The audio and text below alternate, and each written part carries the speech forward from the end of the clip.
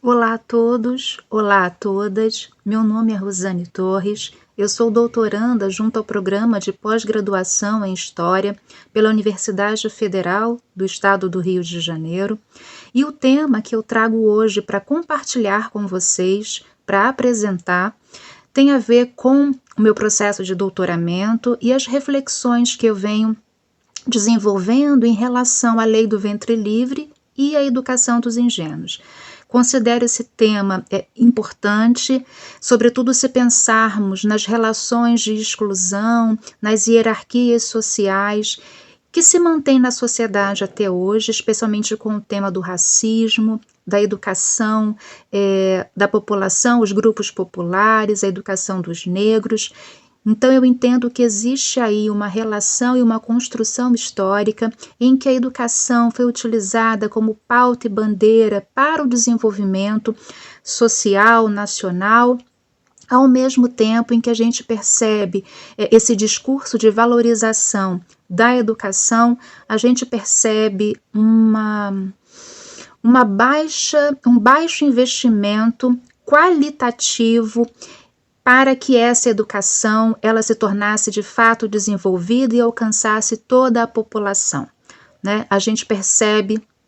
do campo da pesquisa histórica ligada à área da educação, da história da educação, a gente percebe algumas variações em relação ao oferecimento desse ensino e aos diferentes discursos sobre como educar, a quem educar e como se daria esse processo. Hoje, basicamente, eu devo falar dos ingênuos, que são os sujeitos principais de atenção se a gente pensar na lei do ventre livre, que é uma normativa que se dá em 1871, e por meio dela, não apenas essa questão, mas por ela a questão da posse, da propriedade dos filhos das escravas, né, a quem se daria? Se permaneceriam como os proprietários de suas mães, se seriam entregues ao Estado, mas o que importava é que a partir daquela data, aquelas crianças, aqueles menores, seriam de condição livre. E caberia aos proprietários de suas mães decidirem se, quando completassem 8 anos, esses menores, se eles ficariam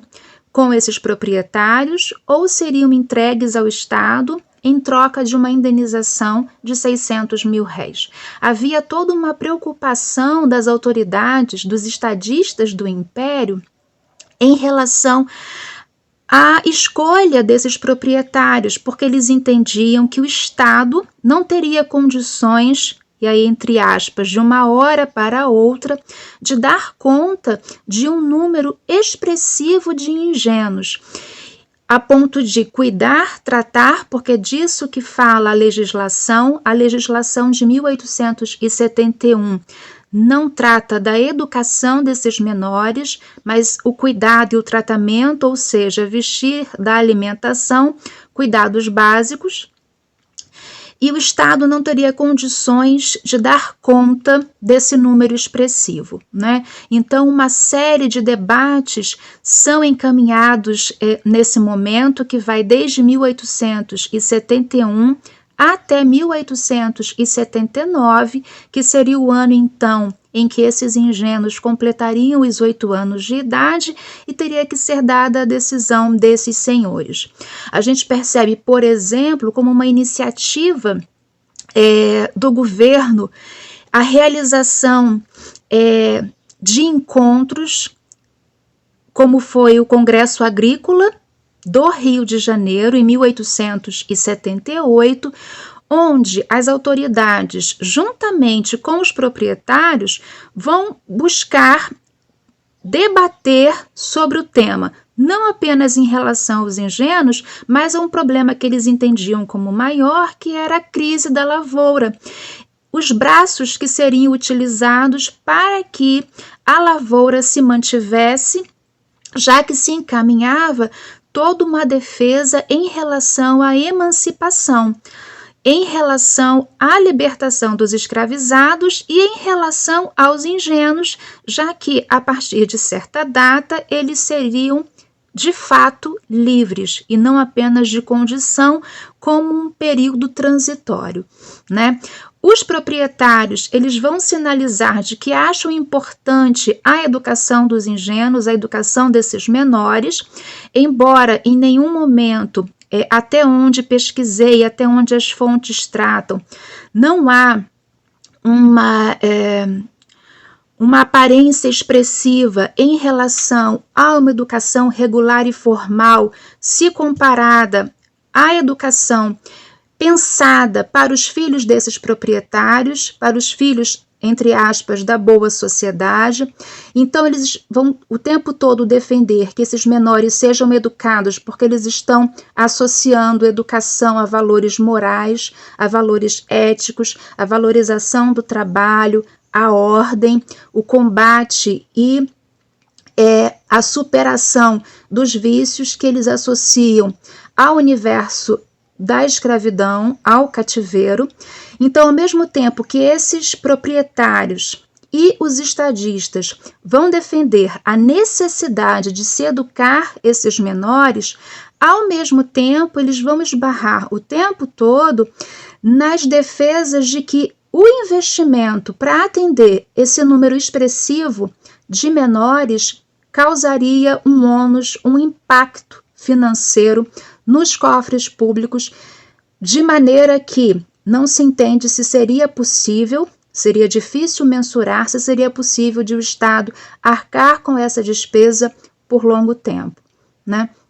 Então, o discurso era a necessidade de educá-los até para que eles pudessem se diferenciar,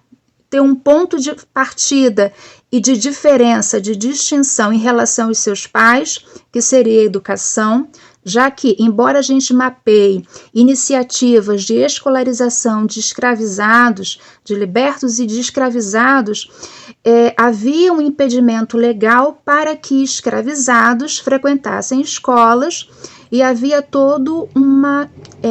hierarquia dentro desse universo da escolarização dos negros, em que eles muitas vezes eram impedidos por conta desse imaginário coletivo, social, histórico, de afastamento desse grupo em relação a uma educação formal, o que não significa dizer que negros não fossem escolarizados, que negros não fossem educados dentro dessa sociedade. Várias iniciativas e as pesquisas mais recentes, vários colegas têm demonstrado o quanto que iniciativas particulares, sociedades, associações, grêmios, contribuíram para que a educação e a instrução fossem oferecidas a libertos, a escravizados e a ingênuos, nesse momento tão importante que é o período de 1870, 1880, em que a questão e a luta pela emancipação se torna mais acirrada e que há todo um debate público em favor dessa educação. Então, pela imprensa, não apenas os estadistas, e nós acompanhando as fontes do parlamento, por exemplo, do Congresso, a gente percebe que essa questão ela está muito presente na imprensa, com o discurso de integrantes da luta abolicionista, e aí abolicionistas já com nome consagrado, como Luiz Gama, em São Paulo, José do Patrocínio na Corte, vão enfatizar a necessidade de se dar a educação, se dar a instrução, e aí lembrando dessa distinção, né? Educação muito ligada a esses valores morais e éticos, e a instrução, os conhecimentos, propriamente dito, elementares, leitura, escrita,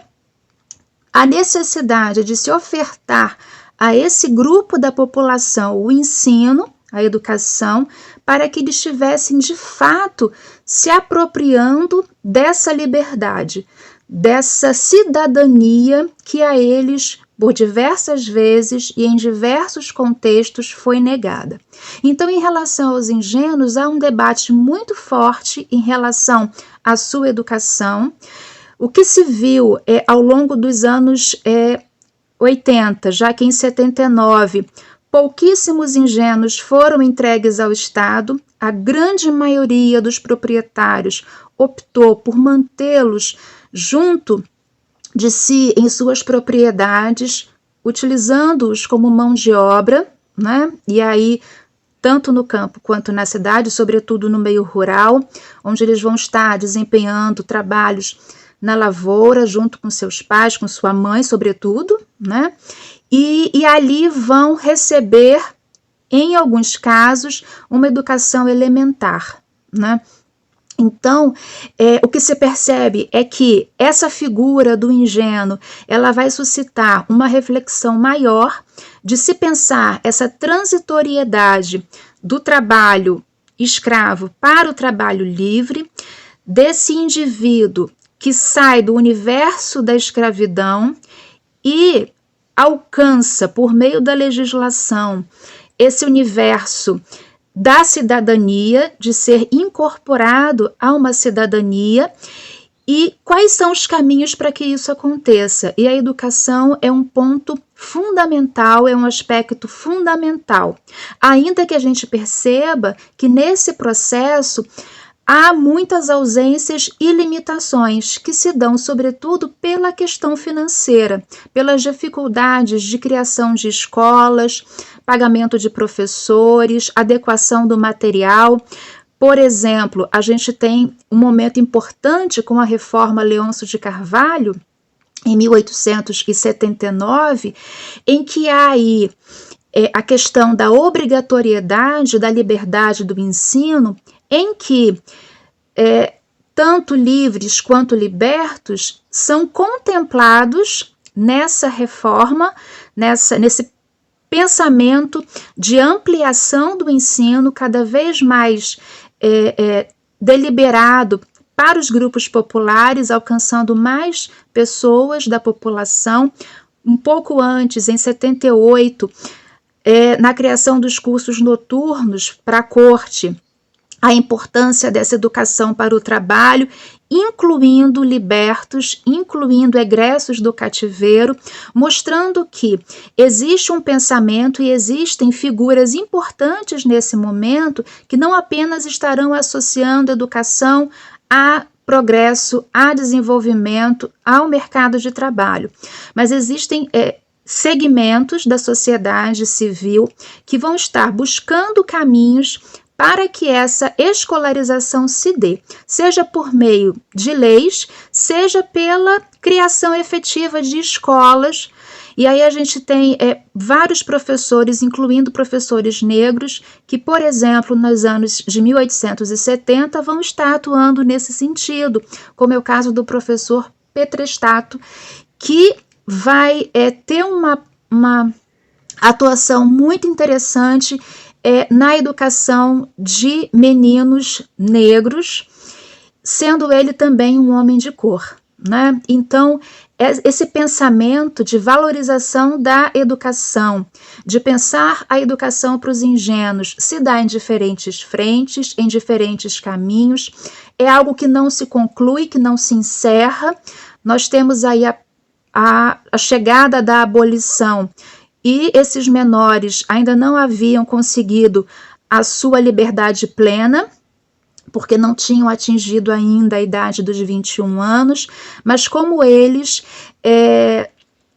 estavam presentes dentro desse projeto maior de futuro e de construção da nação. Como eu disse, que não se encerrou com a Lei Áurea, muito pelo contrário, se fez inacabado, e muitos desses menores não tiveram acesso a uma educação regular e formal e, portanto, tiveram muita dificuldade de inserção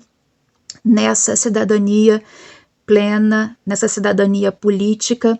onde a gente tem, por exemplo, a restrição do voto do analfabeto. Bom, essas são algumas questões que levantam um debate mais amplo, que eu gostaria de dividir com vocês hoje, e espero que a gente possa traçar outros caminhos e que surjam novas pesquisas